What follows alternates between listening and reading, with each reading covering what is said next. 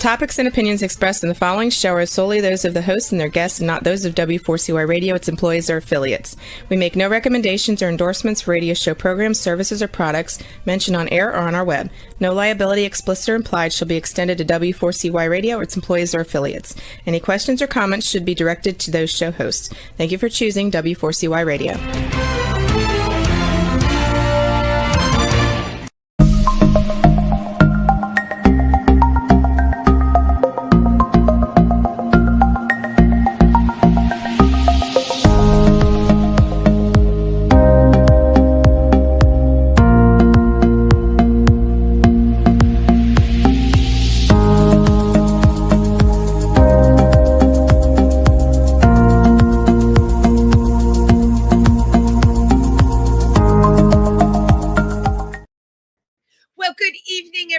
And welcome to Triversity Talk. It's Wendy on Wednesday on this once again wintry, that's a lot of W's, wintry day, but I'm all glad to have you here with me today. For those of you who are all over the country, Triversity Talk, of course, refers to our LGBTQ in Milford, Pennsylvania, called Triversity. You can find out more about us, of course, on our Facebook page, Triversity, the Pride Center, or just go to our website. If you are local to the Milford, Pennsylvania area, which does include upstate New York and New Jersey as well, we do have open hours. We have game nights. We usually have a lot going on, but I'm going to be honest with all you people out there. The weather has been awful. I am broadcasting to you from New York City. We were hit with a profound blizzard. I've lived in New York all my life, and I've gone to Milford, Pennsylvania on the weekends. And you know what? There's snow. So that's how it is. March can't get here quick enough for me. I'm hoping things warm up. Spring's just around the corner. Okay, I have said my piece. My guest tonight is somebody I had on my other show, If These Walls Could Talk, but such an incredibly talented composer, performance artist, songwriter, and has a new work out, okay, that's called Masque, which deals with it's a musical revel with social commentary on the rise of transphobia.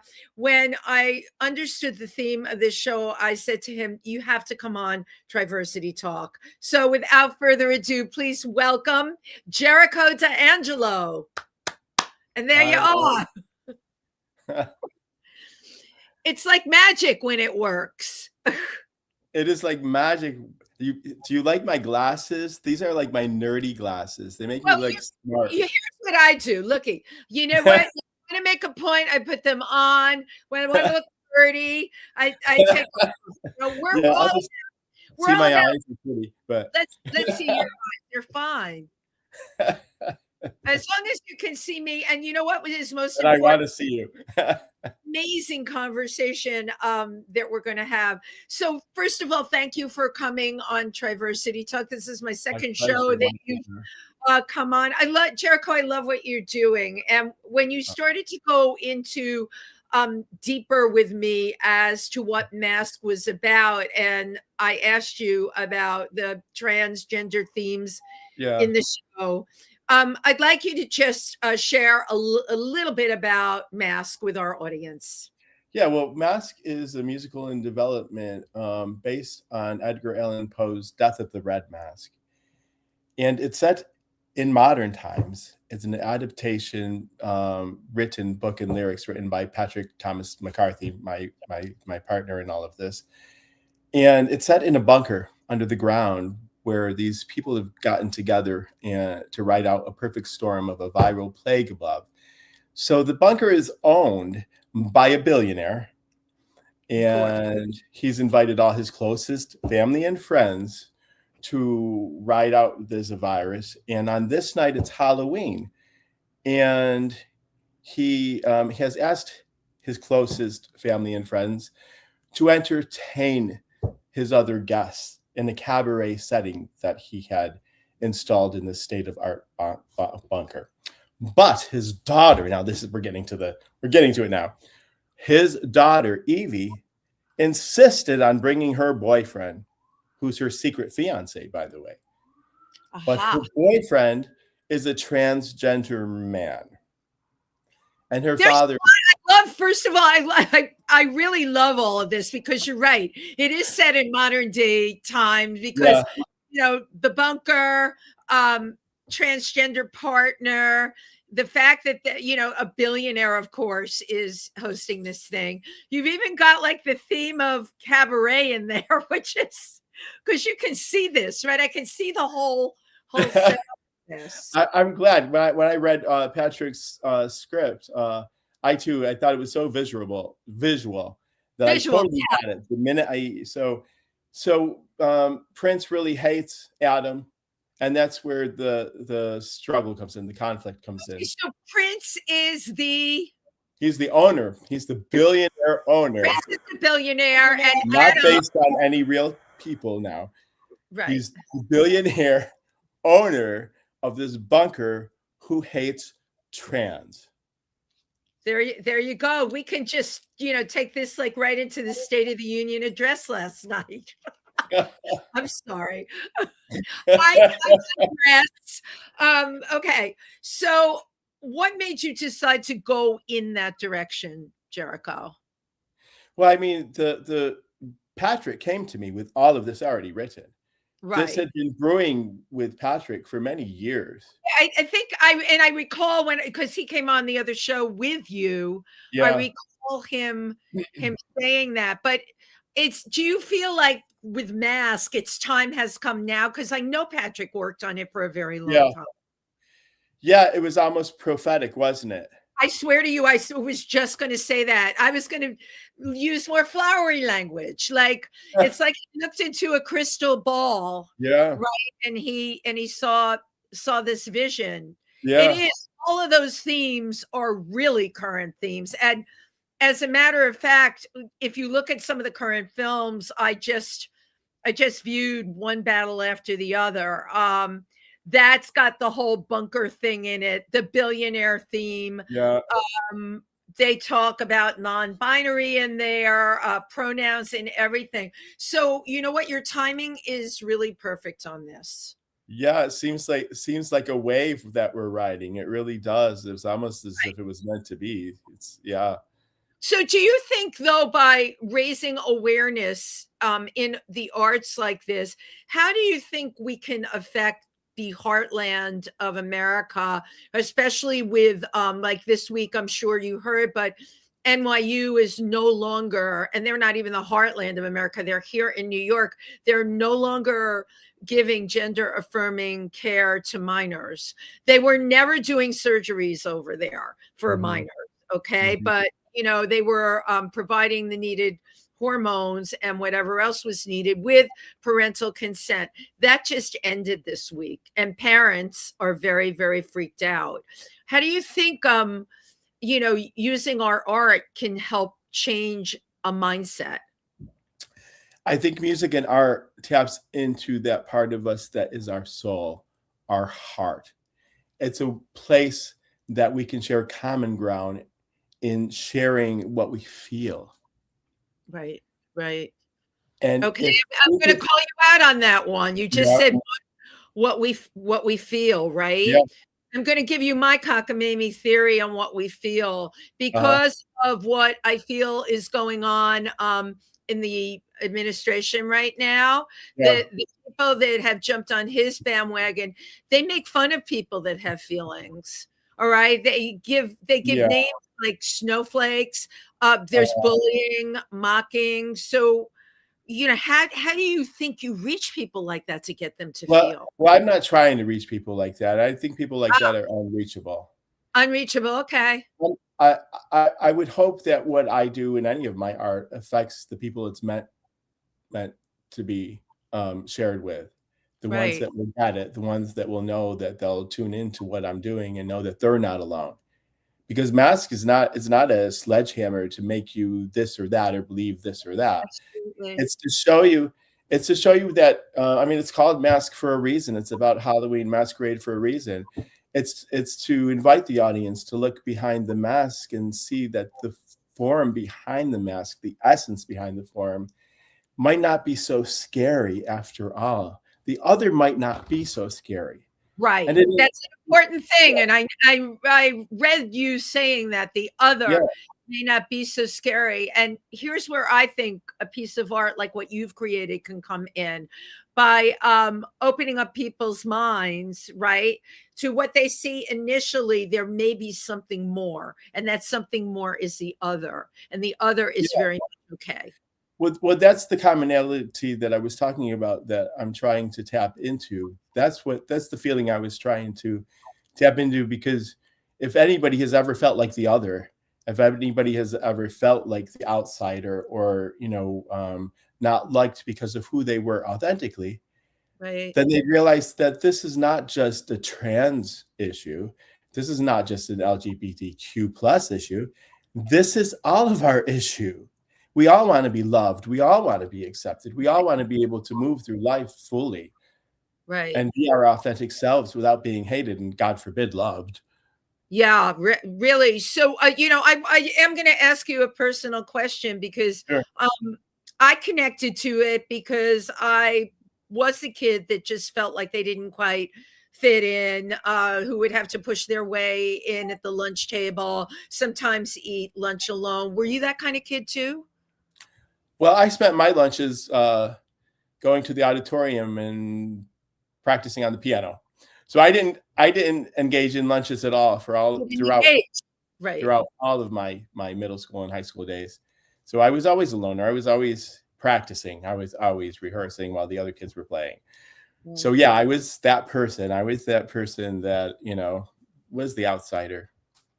Yeah. But you used your art. Look how you've used your art. That brought you great comfort, brought you creative satisfaction, right? And I use the lunch table, by the way, as a metaphor, but it's for, a lot of people. I've had a lot of people on the show, authors and filmmakers that have written incredible books and done incredible things, but there is a common thread. They were never the first person chosen up on the sports team.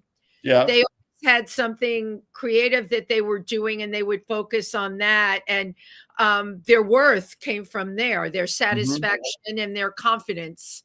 I wouldn't have it any other way, Wendy. I wouldn't have that any other way. That's who I am. I'm at home in isolation in my recording studio, or, penning notes to music. Yeah. That is my love. That is my joy. Well, you certainly have shown that you're going to share this passion. I want to show the trailer that you sent me for Masque, and have everybody else hear this wonderful music.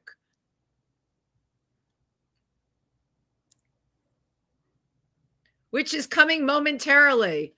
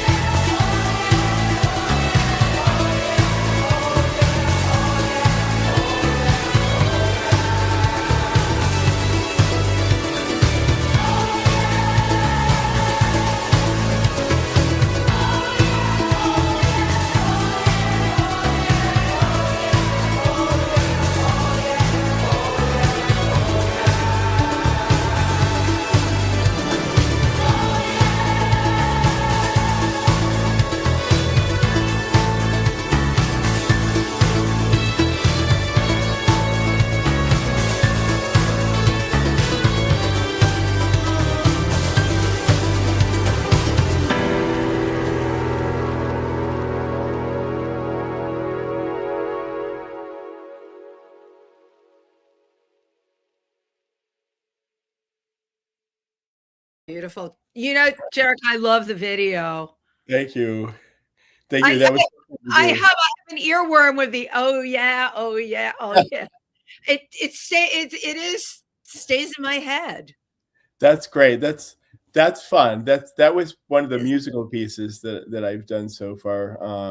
The rest are all, of course, vocal pieces, solo pieces. This is supposed to be during intermission. Without giving the plot away, the title's called Adam Tartar. So you could It's just imagine what happened before intermission. Adam Tartar, like steak tartare. Yes. Yeah, my mind immediately went there. How did you decide on the kinds of visuals you were going to use in this video? Whenever I do anything, I start with the music and I start it in my timeline. And then I use my artistry to select the images that I want to use. And then I just paint with them as if each image that I'm gonna, and I rearrange them and put them in order and put the effects on them. It's funny that because one of the shots, the guy with no shirt that's in type 1 negative, that's in negative frame. He's actually from Brazil, and he actually posed for my album cover for Undead a Go-Go. So that's footage that I took of him a long time ago that I was able to recycle and use in this video. Yeah, he was also part of my record release party as well as one of the go-go dancers. Well, he really moves well. I can say that much. Adam Antunes, yeah, he's great. And even in a negative, he's quite nice to look at. Well, do you have any symbolism behind the use of the masks there? Because the eye color changes, blood seems pours out. Tell us about the symbolism in that.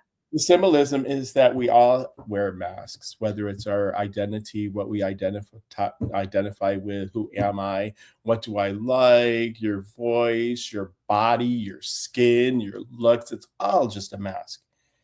Right. I believe who we are is something much deeper, and it's beyond the mask that we put on. Yeah. So when I'm showing a mask, which that's the album cover, by the way. Oh yeah, we did a conceptual album. We didn't say that. We did a conceptual album of songs from Act 1, which was released worldwide. So that artwork is the album cover that I just manipulated in certain programs to animate it and get it to be like that. The eyes changed behind it to hit home that the mask is just a mask. Who you are is that essence behind the mask. Yeah. Yeah, that makes you who you are. So how did you I know Patrick worked on this, but how did you personally get involved with transgender themes? Like well, my whole life. I mean, when I was coming out in the Syracuse bar scene, well, in ancient history, like ancient Roman history. No, I said I was back in the covered wagon days when I was dancing in Studio 54. So your first exposure was when you were living in Syracuse. Yeah, I was like, I was only a kid back then. You only had to be 16 to drink, so don't think anything bad. I was in the clubs at that time, right? And I would stay with them. And when I would have fights with my parents and run away, I would stay with trans friends or drag queen friends. And by the way, anybody out there who doesn't know the difference, there is a difference. A lot of people don't even know that there's a difference. A lot of people do not know the difference. But here's the worst part that I'm going to share with you. I'm very immersed in the community. Half the people that are in the community that are one or the other, they don't know the difference. Yeah, that's so scary. And I have recently discovered this huge overlap of really what I would call males that are basically cross-dressers. There's no judgments on this either. Right. Every right to do their thing. But they say they're trans, but there really isn't anything about them that would be defined as trans, like my trans friends who are trans, or like Octavia. We're going to see Octavia in the know. You know what I'm saying? So all those criterias and the labels for people, it just turns into one big overlap mishmash, you know? Yeah, I think if you're authentic within you, it doesn't matter what you look like on the outside. I mean, I've Right. met I've met trans that had beards, but Well, on now, the inside they were trans. You know, on the inside they identified their gender right. with a trans woman. Absolutely. So, And they have you know, facial hair. I had to explain that to yeah, somebody.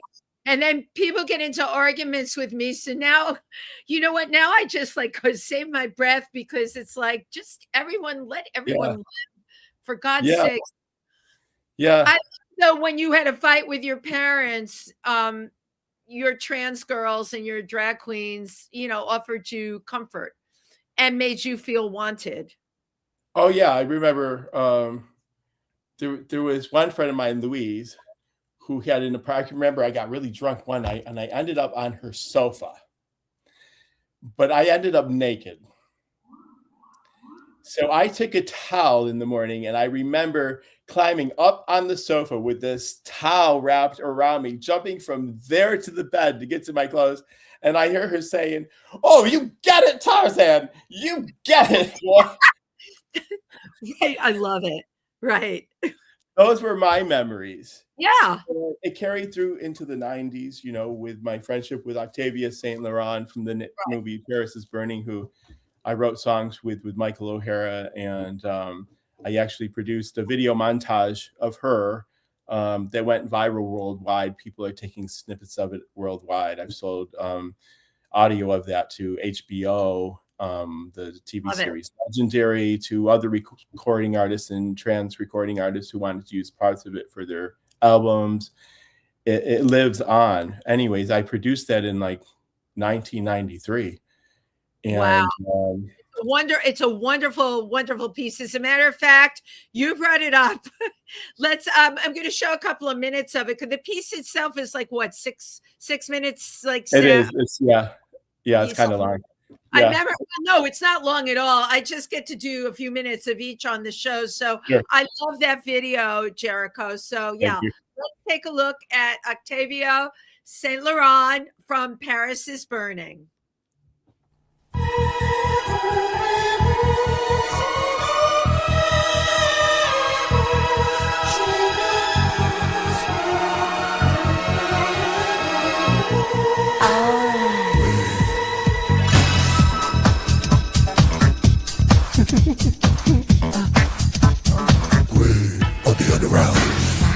And dark elements of the human heart. Step into my painted fantasy.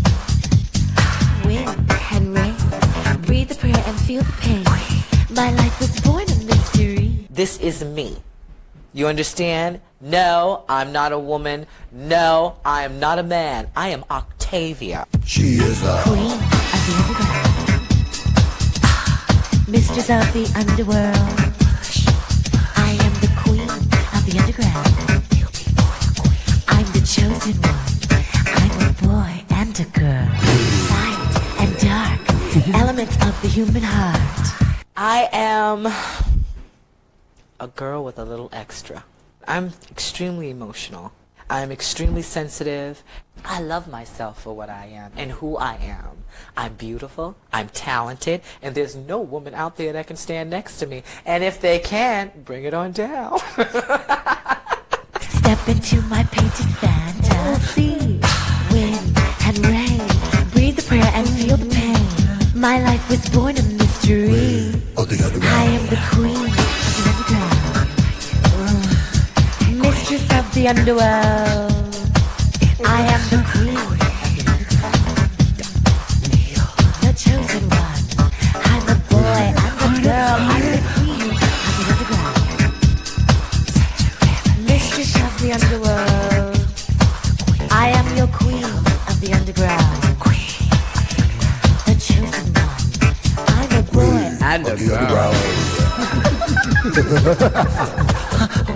Oh yes, my lovely. You will live. You'll be for the queen of the underground. Queen Of the underground.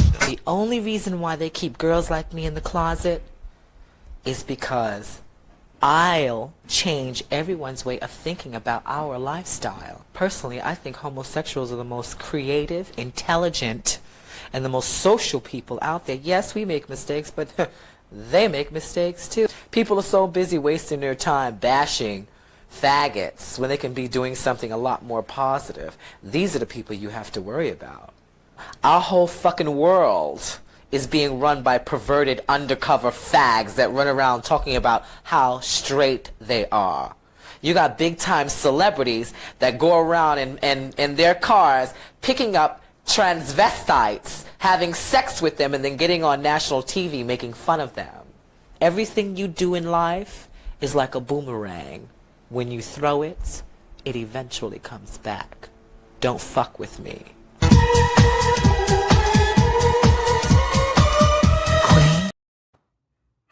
Incredibly fierce. She is so, Yeah. I mean, you made that video in the early 90s, you said? Yeah. The fact is, I mean, you know, a lot of things don't hold water when you get out of a decade. This one is like, should still be everywhere. She is an unbelievable force and absolutely beautiful and amazingly talented. And it is. People are taking snippets, and it's really gone viral worldwide. The funny thing is that it sat on my shelf. This particular video montage was actually supposed to be a trailer. I was trying to get money to do the documentary on Octavia in the early 90s, but that never happened. You know, my friend, the avant-garde video maker, Adam Such from Los Angeles, was flown here to videotape that and take it back and edit it. I asked her the questions during the interview. It was done at Michael O'Hara's apartment. He produced the song. That was her singing on that record. Well, she can sing. Yeah. She can do everything. Yeah. I mean, and anything she can't do. Right. So it sat on my shelf for all those years. And when she died in 2009, I got it out and put it on YouTube as a tribute to her. Wow. And then it took off. And I'm so sorry that I hadn't released it sooner on YouTube. It just never crossed my mind. You know, like getting the work out there, there's a lot of ways to do it. We're not all perfect. You know, you're making me think of, I have a whole box of unfinished films that I had made with my husband who passed away 2 years ago. And they're sitting there. I would need someone with his sensibility to edit them. I'm not an editor, you know what I'm saying? So we cannot beat ourselves up over the projects that didn't do what we want them to do. The fact is, you got that out there. And how many downloads on YouTube already? I can only imagine. I think it's about 300,000 or more. Right. You know what? 300,000. Right. But that's nothing compared to the millions, and I mean like millions and millions and millions of the people that have, you know, taken parts of it and broadcasted themselves. Yeah. Yeah. I mean, it's a beautiful piece. I love that it looks like it could be her apartment. I love that, you know, this bigger than life, beautiful person is like dancing around their apartment.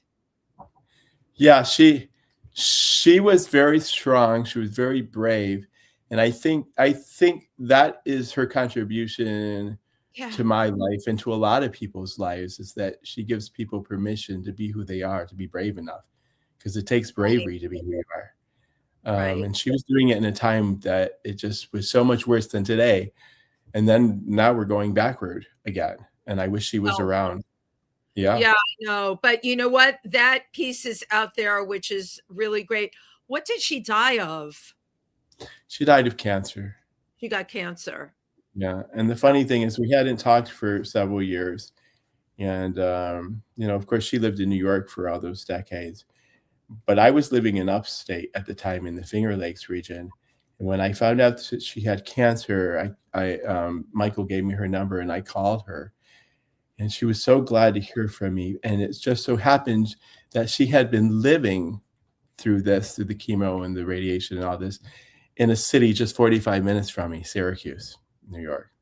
She was, that's like, talk about 6 degrees of separation. So and we were planning on meeting, and I kept putting it off. Something kept happening, work comes in, and I never got a chance to keep that last meeting with you. Right.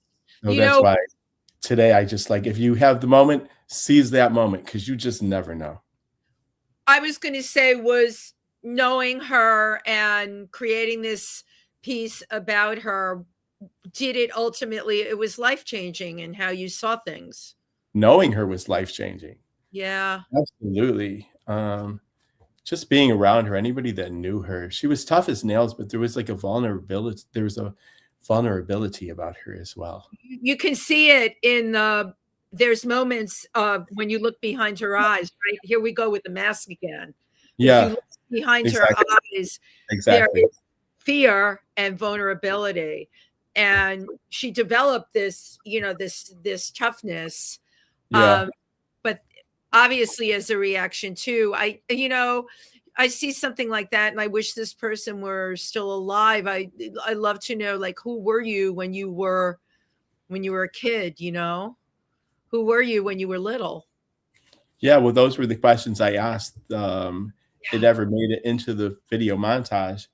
And, to my regret, most of the footage that we took has been lost in time. So what you're seeing is what's been saved out of hours and hours and hours of interviewing. Hours, right? Yeah, I have a lot of funny Octavia stories. I remember the last time I saw her, we were in Jackson Heights, and we had gone to this ball where Willie Ninja was there, the father of Vogue, et cetera, et cetera. Yeah. And at this time, she was known as the great-grandmother, Octavia St. Laurent of the House of St. Laurent. And when they found out she was there, they were gagging, so they asked her to walk the runway. So she put on these sunglasses with all these young girls, and she got out there and walked that runway. The place went crazy. I'm sure. She was stunning. It was like a class in how to do this. Wow. And me never, having been a judge in one of these, she gets on the microphone. She said, "I want to call my producer down here, Jericho D'Angelo. You have to be a judge." So in front of everybody, I went down to judge, not knowing what I was doing. You didn't know about ball culture as a judge. I know about ball culture. I know, but not judging, right? And she cursed these girls out so bad for not taking it seriously in front of everybody. Oh, I'm sure. That I didn't have to give any scores, because after they were done, she said to me, and this is her vulnerable part, she said, "Jericho, get me out of here before they beat me up." Oh my God. I totally love it. That film, Paris is Burning, of course, is classic, but again, that was also from a different time. Yes. And then things got okay and acceptable.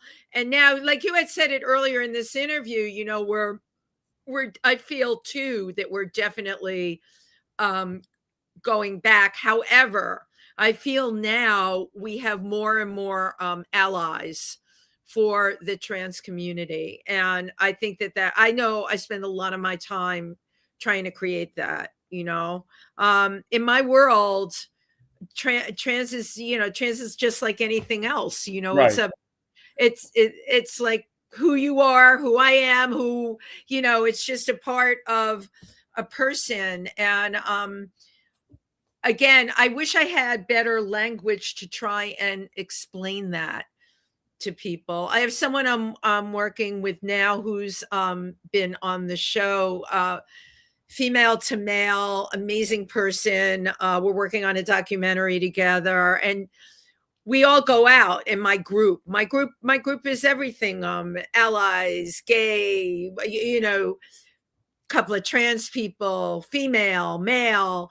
That's the kind of world I want to live in. And I think we, largely being in New York or California, LA area, anything goes. But when I meet people that are transgender from those parts of the country, they were just starting to get their sea legs. I'll call it that. When they could that expression, get your yeah. sea legs. Yeah. Finding who you are and being supported and being okay. And now as we are in 2026 and we're rolling forward, I don't know what's going to be. People often ask me, what do I think? I don't know. I have been shook up and left the same way a lot of other people have been. I don't know what our next is. Yeah, I think that's a great unknown. It's the great unknown. And I feel for those parents who, their kids were being supported for gender affirmation over at NYU. And now where did they go? Yeah, it's like a punch to the gut. It's like, It's I have very, very, very close family and friends who are trans. And I don't get the hate. I don't get the fear. I don't get it. I know. I don't go around my life looking at what other people are doing so much that I'm forgetting about my life, that I'm going to let everybody live. Just let everybody be their authentic self. I'm angry. I'm angry. Yeah, that's the good word. I am angry. I'm angry that we even have to have this discussion now. Yeah. Yeah, I'm angry too. And I think I share with you, I'm, in Pennsylvania on the weekends, although it's been now 2 months since I've been out there. I don't deal well with the weather, but I'm of course in touch with Triversity, our organization. We're doing a program called I Am What I Am. And I want to talk about that here because it's both reading and writing about, your authentic self. And we are looking at people. We have both teens and then adults. So this program is available. It's a 6-week program. It doesn't cost you anything to do it. And it's exactly like who we are as creative people. It's giving people a chance to write or paint who they are, to share their truth out there. That sounds amazing. It really is amazing. And for people that are listening, if you're on Facebook, you can go to Triversity, the Pride Center. If you want to look us up online, it's triversitycenter.org. But yeah, we are putting these programs together. And this program was definitely spearheaded by a friend of mine, my wonderful friend Dennis, whose husband Stephen died suddenly. And Dennis felt if Stephen had had more support as a gay man, right, that his life would have been a lot easier. So our organization, that's what we strive to do, to, we used to, our quote used to be making it better one day at a time. But I feel so strongly now for the transgender community with, I feel like it's one attack after the next. And, for me personally, I want to help make it better. And I know you do too. And I think when you get a piece like Masque out there, it helps. Yeah. I mean, everything we're talking about is that concept. Right. This is just a mask. You are you. I am me. Exactly. I want to see you. Who are you behind your mask? Yeah. And I want you to see me, and I want to be brave enough to take my mask off so that you can see me. Right. But in this world, it's become so difficult to take that mask off. Right, because you take the mask off, right? And people can see your vulnerability. They can see your fear. And right now what's being put out there is if you show that, you're weak, right? If you don't like the way something's running now, with currently the way things are politically, you just attack it. It's made it okay. And it's also made hate speech okay. I troll a lot of the blogs from the other side because I want to know what people are thinking. I do. I'm not so stuck on my own opinions that I want to know what other Me people they too. completely Me too. disagree. Right. As an artist, you need Yeah. to be able to do that. A lot of my friends say to me, "How can you do that?" I have to. I have to know how they're thinking. And I have a lot of the times I just don't get it. And then I go deeper, and I think a lot of it's got to do with it's not cool to show your vulnerability. It's not cool to quote unquote show your weakness. Mhm. You got to be tough. You got to take the whole world on. You got to put tariffs of 50% one day, and what the hell, you'll go down to 15% Mhm. if you need to. But Yeah. you're wielding the club, and it's like you're a caveman. God, it's Yeah. grotesque. There is a power that our role models have, Thank you. Right. and especially the new generations that have not known anything else You know but exactly right. They have passive powerful men that right. wield that kind of power. And Yeah. so I feel like our whole ethics, our whole morality is turning upside down. Well, it is upside down, right? Love, what happened to acceptance? What happened to mercy and compassion? Yeah. That's where art comes in. That's where music and mask comes in. Yeah, it's That's all amazing things. Right. to try to touch that part, because that part has got to be alive, even in the crustiest, scaliest, hardened person. That part, I just want to believe that that part is not dead, even if it's just a little spark that can be reached. That's where you and I disagree. I think a lot of them, You gave up. mother had a saying, so and so pisses ice cubes in the wintertime. I'm sorry. When I read some of the stuff that people are writing and the Yeah. attack on the transgender community, the gay community, just the attacks in general, it's completely horrifying. It's like, and they're not all, yes, there are a certain percentage of them as bravado, as keyboard warriors, but the amount of intrinsic hate out there right now, ooh, and not just here. I don't have to, it's going on all over the world, I This is the rise constantly, of fascism. That's what it looks like. This is what it looks like. yeah, It's here. yeah, And I'm saying it out loud so that, because sometimes I just don't want to believe it, but it is here. yeah, It's I got to know, be said. This is the rise of fascism. And right. this, Nazi Germany didn't happen just overnight. No, I took know. it took a decade. It took a grooming of generations to get them to where they were. Yeah, and And I think we I are see at the that very, happening. That's what yeah. I see happening. It's a grooming of hate. Yeah, and That's it's what making you're like hate okay, and it's making like victimization I think I might okay. write that said as a song. Sounds like a good song. That's a good song title. The grooming Really, of the grooming of hate. the grooming of hate. There you Grooming go. of- You had a song about gender. I just because we're down to the wire here. You had a song about gender. Yes, gender envy. That's from Masque, a musical Yes. Revel. Can Yes. you tell us because we only have a couple of minutes left, and I Yes. did want to bring that in. I love we've Oh, all sure. heard penis envy, but you have gender envy. In this part of the musical, Prince is singing a song about his hate for Adam, the trans character. Okay. And this is sung by Ryan John, Netter Bess, Jason Duker, Joe Giacone, and Pascalino Beltempo. And who appears in this are Prince starts singing, then Netter Bess comes in, he's the character of Berlin, and then it's Jacob Duker playing the part of Adam that you're going to hear come in, who says, "Can't you accept me the way I am? Can't you see me the way I am? Am I allowed to exist now?" So basically, I produced this and arranged it as like a 70s love song. It sounds Yeah. like a 70s song, but it's a 70s love song about Prince deciding that he's going to kill Adam. Wow.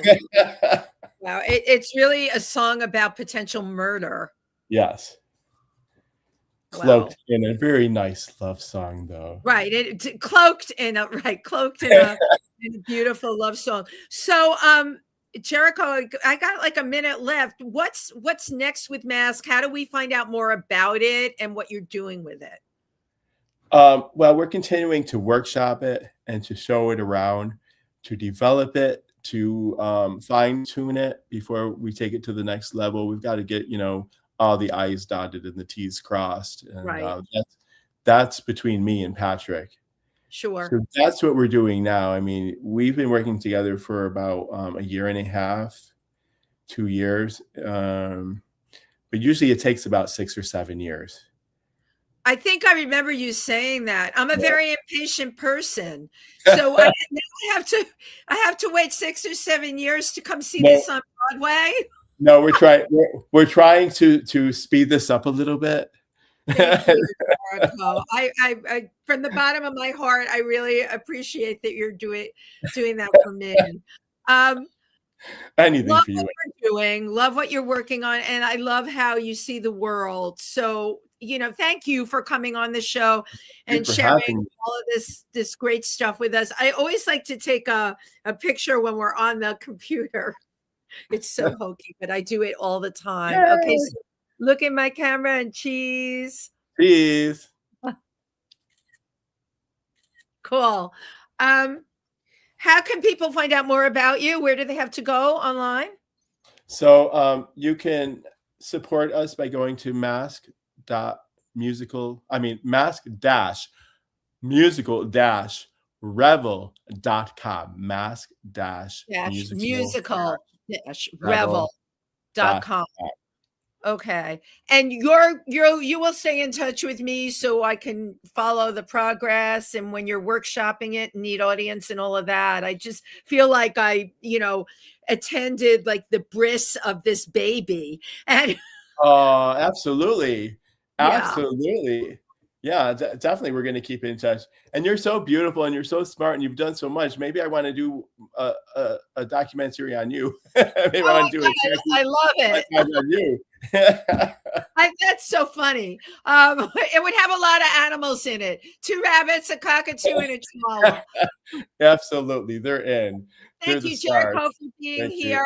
And thank you to everybody who tuned in. We will be back again next week. Oh, next week I have a rerun. The first Monday of every month, I have to do a rerun because I meet with the Imperial Court of New York, which is one of the largest LGBTQ organizations in the country that raises money for other LGBTQ organizations. There's all stuff we can be doing, right?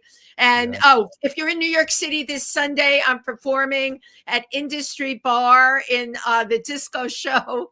And again, it'll be a fundraiser, but it'll be a really fun show. And that goes for you too, Jericho. Doors open at 6:00. Show is at 7. Be there or be square. Thank you, everybody. Bye-bye.